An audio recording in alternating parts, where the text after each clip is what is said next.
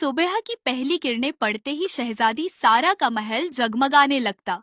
उसका महल ख्वाब जैसा था, हर कमरा शाही शान से भरा हुआ था।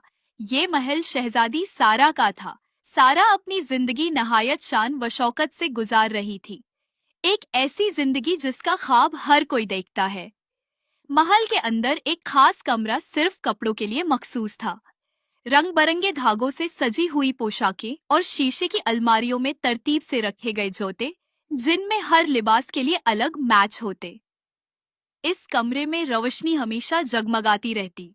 एक दूसरा कमरा उसके मेकअप के लिए था, जहां कीमती खुशबुओं से बहरे शीशे, सुनहरे लिपस्टिक्स, चमकदार आंखों के शाइनर्स और हर रोज पहनने के लिए ताजों की लंबी कतार उसका इंतजार करती थी।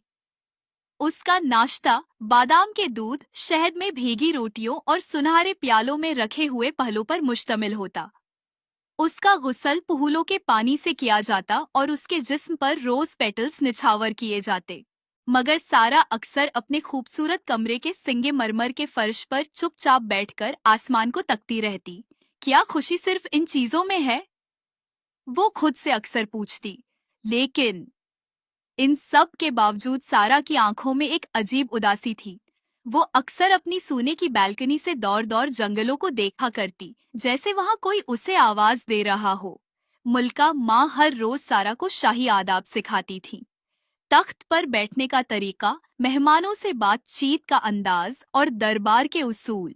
मगर सारा के दिल में कुछ और ही ख्वाहिश थी। वो चाहती थी कि उसकी माँ उसे गले लगाए, जैसे आम माएं अपनी बेटियों को लगाती है। उसूलों के पीछे छुपा हुआ वो प्यार सारा को कहीं नहीं मिलता था। जब सब सो जाते, वो चुपचाप अपना चमकदार लिबास उतारकर सादा नाइट सूट पहन लेती। आईने के सामने खड़ी होकर आहिस्ता आहिस्ता नाचती, सिर्फ अपने लिए।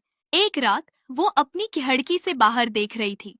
चांदनी में जुगनू नाच रहे थे और सारा का दिल भर आया।